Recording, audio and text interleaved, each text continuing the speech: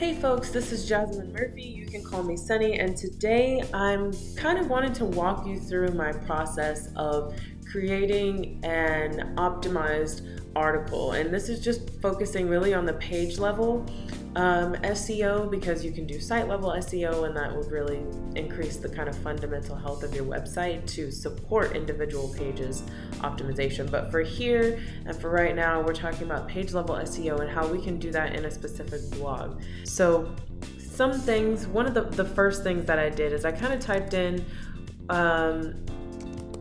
things that I think a normal, just regular cat owner might type into Google when they're trying to look for answers about their cat's behavior. So, why does my cat bite me? Why do cats bite? Cat bites me. Cat biting. And that is pretty much the basics of what I would just imagine a cat owner would type in. And so now we have some of the best matching keywords here, and this is how I'm going to choose. So I'm looking at, one of the first things that I want to look at is keyword difficulty. I think not enough people talk about this, because when you're doing SEO, you have to remember that you have to be conscious of your website's status and health. Now, what do I mean by that? When you look at your website and compare it to competitors, or just generally sites outperforming you on the SERPs, they don't necessarily have to be your direct competitor, but I'll get into that later.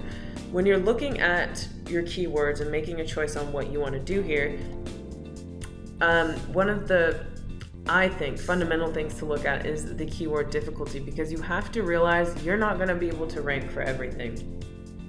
If some of these were up in the 50s or 60s, like this one's, I wouldn't consider this high, but it depends on the website you're going for, right?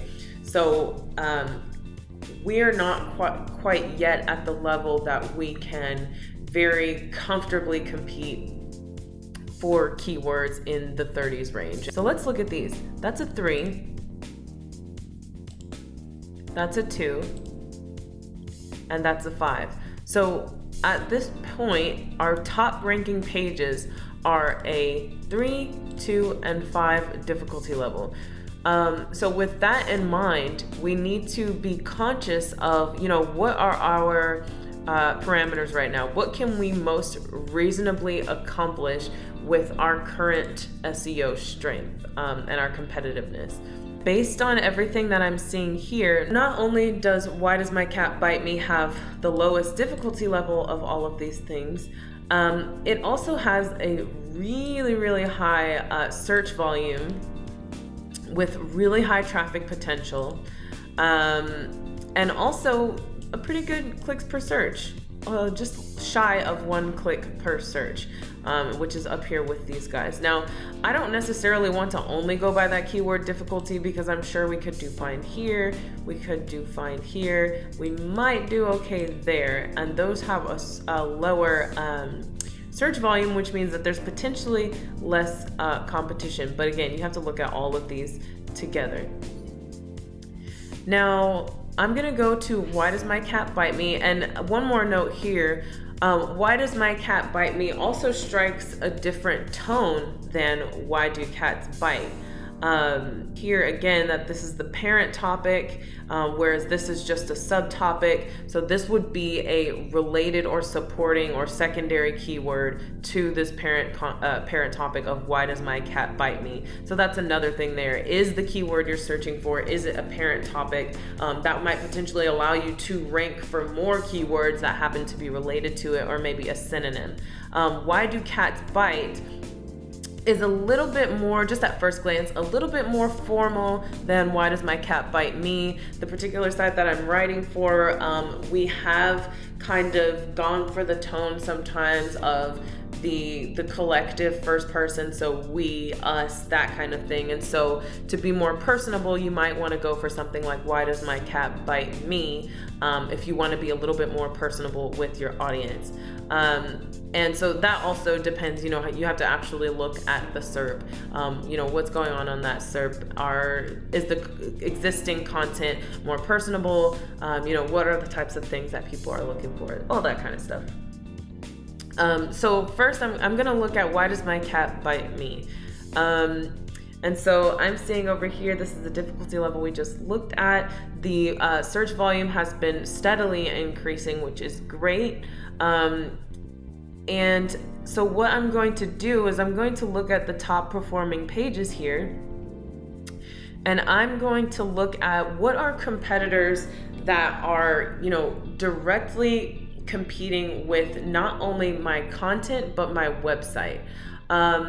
And so what I mean by that is not something like Newsweek. I don't want to look at Newsweek for this because it's a news website and we're not a news website. We are a cat website. So I want to look at something like the Spruce Pets, because the Spruce Pets is another pet focused website. Daily Paws, another pet focused website. Vet Help Direct, usually I wouldn't consider something that is written by veterinarians as a competing source, because sometimes I will cite to those. But because I don't necessarily cite Vet Help Direct, because it's not something like it's not in .edu, .gov.org, it's not a university, it's not something like that, so I wouldn't really be citing it that much. And so for this case, just for, analysis purposes, I'm going to go ahead and include this in the competitor analysis, just because it's going to make things easier on me. You don't want to be like too hyper focused on, what competitor should I choose? Like, don't get too caught up in this. Just look at what's going on the SERPs and see who you might want to match your page's performance with. And that's really what you should be looking at here. With the mindset, knowing like, okay, well, I'm not going to be able to outcompete something like Purina or something like that.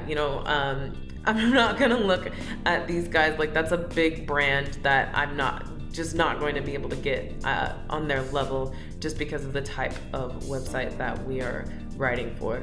So just be realistic and put your realistic parameters on as you're searching for your keyword. And now I'm going to go to Site Explorer. I'm going to put a competitor in there. And it really doesn't matter like how you start that, because I'm going to be moving this anyway. So you're going to go here, and then now you're going to scroll down to Content Gap. And you want to put your target website here, because it specifies the following target doesn't rank for, and that's what you want to be paying attention to. Now I'm able to put that in there because we already have this page published, and all I'm trying to do is refresh the content and update. This is another one. So this was on it came up on the SERPs for some reason on a different subset of this Ahrefs tool instead of the Vet Help Direct. It doesn't really matter in this case since we're just doing demonstration, but you know what? I'll just go ahead and put the Vet Help Direct. But Pet Helpful would be a direct competitor too. So now I'm going to look at those competitors that showed up on the SERP as the top performers.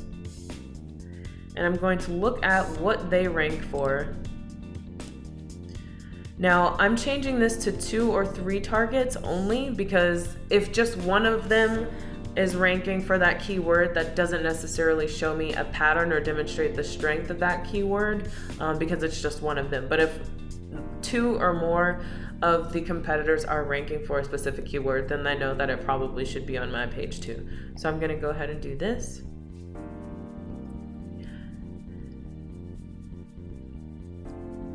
And as I now look at all of these keywords that these competitors are ranking for that this particular page is not ranking for, I'm going to keep an eye on those that show up for each and every one of them, especially when they rank particularly high.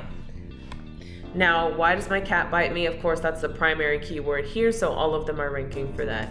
Why do cats bite? I would call that maybe a little bit of a synonym It depends on how you look at it, but it's a directly related keyword. They're all ranking for it. Why do cats bite you? And now you get into the related keyword. So it's not exactly a question, but cat bites me. Now they all rank for that, and they all rank really high for that. And it has a high search volume, manageable keyword difficulty, and so everything is looking pretty good to include this particular related keyword. And basically, I'm just gonna go through and I'm gonna look at all of that stuff like that. I'm gonna really pay attention to the ones that have over 1,000 search volume with all 3 ranking for it. I'm happy to include really everything, these top 50 results on this page here, if they meet the conditions that, all 3 rank for it, pretty high. And looking at basic details like that, if the keyword difficulty in this case doesn't play as huge of a role because these are not the primary keywords. This is, so I don't have to worry about these too much. I would say probably if the keyword difficulty were higher on some of these, I might include them more than once on the page, but it's really all subjective and depends on what you're doing and whether they fit naturally. There's a lot that goes into that. Now, how does this look when I decide which keyword should be used? Well, I based them on, which keywords had over 1,000 search volume, and which keywords were all 3 pages ranking for. That means that I would go ahead and bold and italicize these and put these in yellow highlight, because that tells me that those are some of the most important and those need to be somewhere on the page. It really doesn't matter where. It can be multiple times, it can be in alt text, it can be the name of a link, it can be a header tag. It just needs to be on the page. Now the ones that are highlighted, these are a little bit less important than those highlighted in yellow, but still pretty important. And then as they get lighter and eventually don't have highlights, is the significance of those keywords. And I'll at least try to incorporate each of these once. Those that are most important, I'll try to incorporate more than once. Again, very subjective. It just depends on how naturally they come up, how your competitors perform for those, how many competitors rank for them. Really a lot goes into determining that. And so you'll want to include at least one of these keywords, hopefully the primary keyword, but you can do the primary keyword and like one secondary or related or synonym here. You can do you can do just a synonym there. In the URL, it's usually best to go ahead and do the primary keyword there. Now with the meta description, please don't agonize over it, because even when you write the best meta description, there's no guarantee that Google is, or whatever search engine you're using, is actually going to show that. It's pretty annoying actually, because I really like writing the meta descriptions and they can really contribute to click-through rate. But it's not the end of the world if you can't quite find the meta description that really, sings to you. Now, as I put together this SEO brief, I'm thinking about, this can go into the different headers, things like how to stop cat from biting. That is its own header in and of itself. Let's see. How to stop cat from biting could go down here. So yeah, there's just a lot of different natural opportunities in which I could bring these up. So that's just kind of the beginning process of how I'll quickly look at what a keyword needs to be and the different supporting keywords that need to be for a specific page. Now keep in mind that this is a page that's being refreshed. I would say that if you are writing an article and you want to answer a particular question, it's best to go ahead and really search the topic first. Don't let the keyword be the first thing you search. The keyword research now is kind of one of the last things I do when I'm writing a blog or anything like that. It used to be the first thing because I would be one of those people who would be like super into looking at the data and like, oh, how popular is this keyword? Well, it looks super popular now. We should write something on it. And that's not, please don't do that. That's not a good content strategy. And it'll just leave you chasing fads instead of looking at things that are really valuable to your audience. Now, of course, why does my cat bite me? That's always going to be relevant because cats will just keep biting their owners, and the owners are still going to want to ask, why is my cat biting me? So sure, that might be able, you might be good to determine whether that's your keyword based on trends. Fine. But stuff like, let's see, I can go to the website and give you a little bit of an example. But if we're gonna look at stuff like this, like this is not something that people are going to be searching for, but that a lot of people really love. Like we had the interviewee here, the focus of this article shared it on social media, and over 400 people liked it, and several hundred people have read it. So, that's not something that's influenced by search volume. That's something that's influenced by how plugged into the community we are. And dealing with how to stop my cat from hunting, should I get a catio, like those kinds of things. Those are things like, this is a seasonal one, this is a pretty mainstay one. So it really just depends. You have to be plugged into your audience to determine what your keywords and what your topics should be. And I'll show you the end result once I have finished this article. We're back to this particular refresh, and as you can see, I just wanted to show you the extent to which I changed things. Now, this isn't even a full content refresh because I have not yet put graphical elements in here, but I just wanted to walk you through some of the things that I do when I do content refreshes for the refreshed on-page SEO. Now, not only have I kind of tweaked the keyword here because it's no longer cat nipping, and now it is why does my cat bite me? I've gone ahead and kind of refreshed the title here. I've gone back and fixed some of the headings, added new subsections. I even got rid of some sections entirely because they weren't necessary, kind of repeated the same information. And you'll see in a couple of areas, I have refreshed links. And this is because back when I wrote this, the website was still in its original form, which means it had a different name.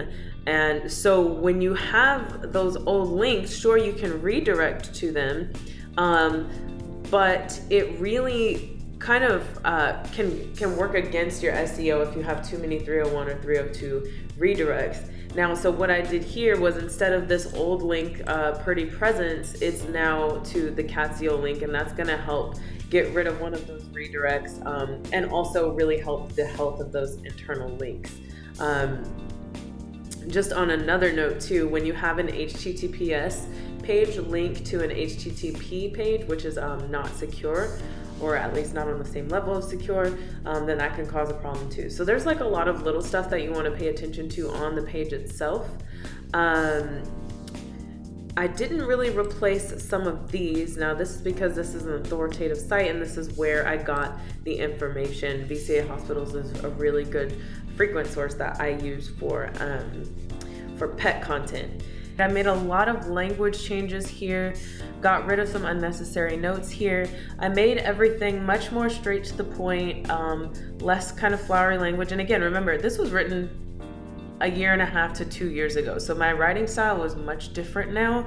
I'd say it's much easier to comprehend. It's less wordy. And so that's something else that you want to look into, is like how engaging, how consumable is your content, because that's going to play a part in SEO too. If your content is not really readable, it's not really engaging, then you're probably going to have a high bounce rate, which is really going to work against your SEO. So make sure that what you're saying is readable. Make sure that what you're saying is realistic and reflective of, the reality that your target audience deals with, which means that you can pull straight from your target audience themselves. So you can jump into forums. If I was researching why do cats bite other cats, or if I'm researching how to stop your cat from biting, I would look up people talking about their cats biting in forums related to cats and look at how they've gotten their cats to stop, because these are real life cat owners who are talking about solutions that have worked for them. So why wouldn't I want to pull from that very audience themselves?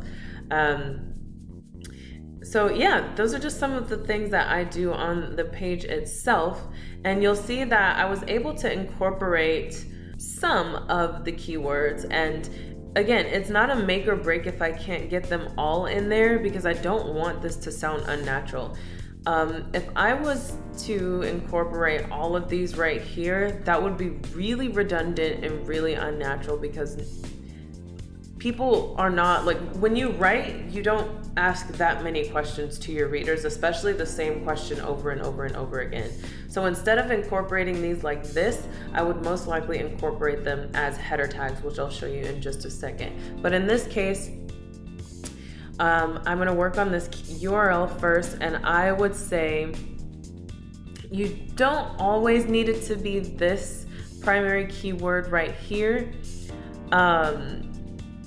So if I don't necessarily want to include that one, let's look at another one that this might stand for. I could put,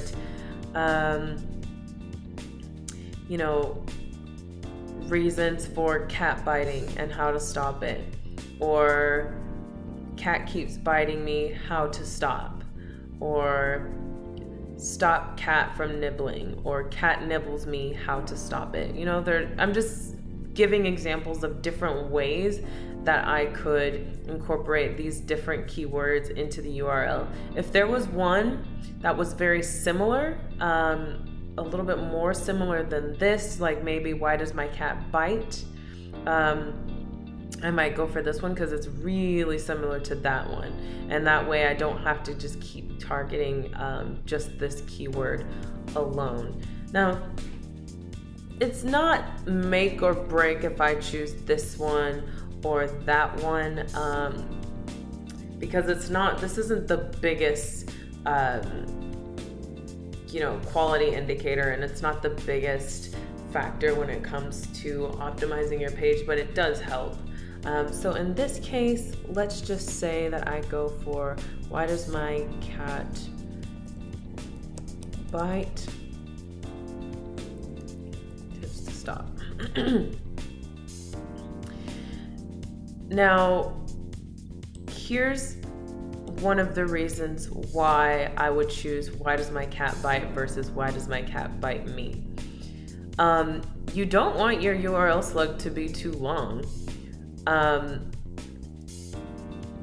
I could say why does my cat bite me and how to stop it, but that would be too many words. This in and of itself might be too many, because ideally you want 5. You just want 5 to be your maximum. So I could say cat biting me, tips to stop, so I could use that right there. So I could say something like this, like that. Or I could say how to stop. And how to stop is closer to this one. It's got how to stop and it's got cat and biting. So I might actually go for that one. So those are just a couple of very small, very brief examples of how you can choose your URL there. You want to make it as as broadly applicable as you can. Now with the meta description, here I might want to actually target the primary keyword. So why does my cat bite me? I could ask the direct question.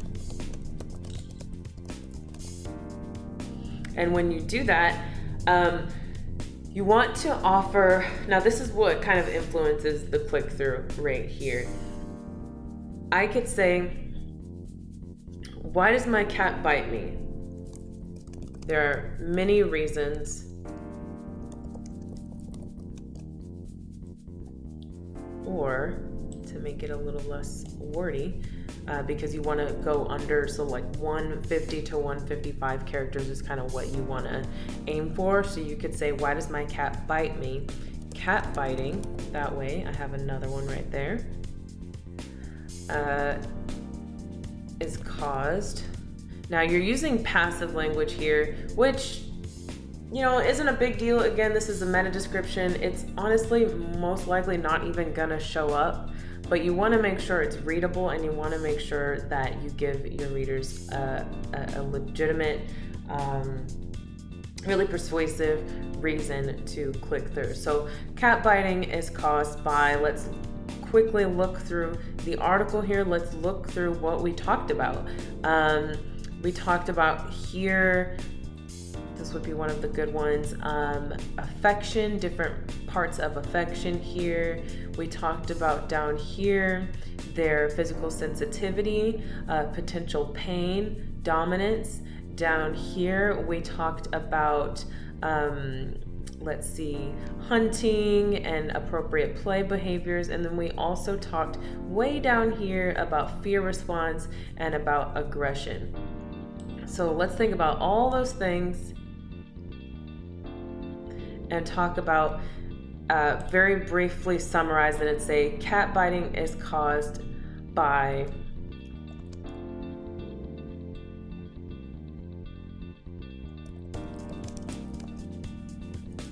anything from fear and aggression to play.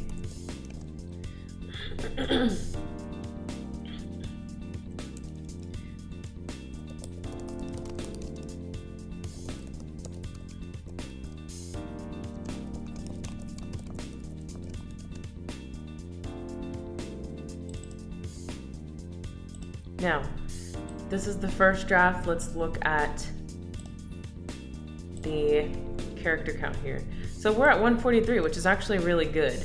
But it's not quite singing to me yet. So let's read it again. Why does my cat bite me? Cat biting is caused by anything from fear and aggression to excitement and natural instincts. How about that? So there's 151. So again, why does my cat bite me? Cat biting is caused by anything from fear and aggression to excitement and hunting instincts. Here's why and how to stop it. So again, I don't want to spend too long on this. It's all right as it is. Ideally, I would love to include like a stat in there, or, you know, something really solid that another website might not have. You know, something that you might not think of when you think of cat biting. Fear and aggression, sure, those are some pretty common ones. Excitement and hunting instincts are a little less common because people like to talk about it in terms of love bites. So maybe that'll get somebody to click, maybe not. But right here, here's why and how to stop it, is more, is a little bit more persuasive, a little bit more engaging, especially if I say, now this will probably be too much, right? So let's look at that. Yeah, that's 174. All right, so now I've reached exactly 155 here, and that is because I chose to go for a secondary slash similar keyword here. Instead of why does my cat bite me, I went for why do cats bite, and then I went for this guide explains key causes and how to stop it. And so now I've got my summary here, and I've got a little bit of a subtle click-through motivation, I'll say, because it tells the reader exactly what they can expect on this page. It answers their direct question. So now I've got the URL and I've got the meta description. The next couple things that I'm going to do is look through all of these headers and grab a couple of keywords as header tags, and I'll show you how I do that to increase the on-page optimization without having to just shove in keywords where they don't really belong. All right, so now we're gonna work on the header tags. So I'm gonna go first to this one. I don't usually give this one a tag, even though I could. but I don't give the title a tag because I can't link to it in the table of contents. I usually only reserve tags for parts of the article that I can actually have the reader navigate to. And so I'll give you an example of that real quick. Let's go ahead and accept this and I'll show you what I mean. Now, let's go to this one.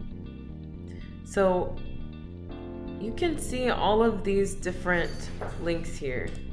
And when I click on them, it takes me to a certain part of the article, right? Because those are called jump links. Now, if you look down here, you'll see the pink bar down here as I navigate through these. But you'll see, so this one has the this kind of the header tag on the end of that URL there, pound minimize cat hunts.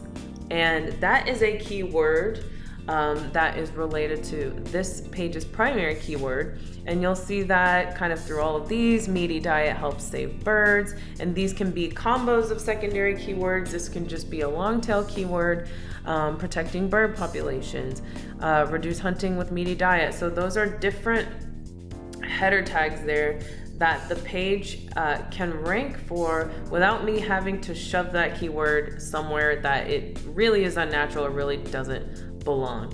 And I'll show you that the images themselves have tags on them as well. They can have, not tags, but in the alt text, you can also name links so they can rank for those keywords as well. So here's what I'm going to do. I'm going to show you how I would do that. I'm not going to put that right there. I'll put it there on the page when I'm ready. But what does it mean when your cat bites you? So here I might put, let's see, reasons cat bites me. And I just store it in Google like this until I'm ready to format it on the page. So reasons cat bites me. That's that header tag, and I'll include that in its navigation link when I'm ready. I don't do it for H3s because I only include H2s in the table of contents or in jump links. And that's because it would just be a little bit too cluttered to include H3s because I do a lot of deep dive posts, deep dive articles, so that it would just be like just way too much to include the H3s sometimes. So I go ahead and skip those. User-generated content is really important because you need different types of media on your page to have it perform well. And a lot of the time, putting user-generated social content can really help kind of position you within your niche and make you a lot more approachable. Now, I love the Reddit cat community, cat owners community. They're really sweet. I love a lot of the videos and the photos and all that kind of stuff that they share. And it's where I do a lot of my research when it comes to target audience language and pain points and questions and that kind of stuff. So I really love involving the Reddit community when I can. And of course, you want to ask permission, even though it is like kind of in the public domain. It's just really nice. It's considerate to ask people permission if you can share their stuff. And also, it's good for your distribution. If you show people that you've included their contributions to your article, then they're more likely to share with other people, and that'll do well for your website's traffic. So anyways, the next things that we'll have to do is get the visual elements on here, and then we are ready to format.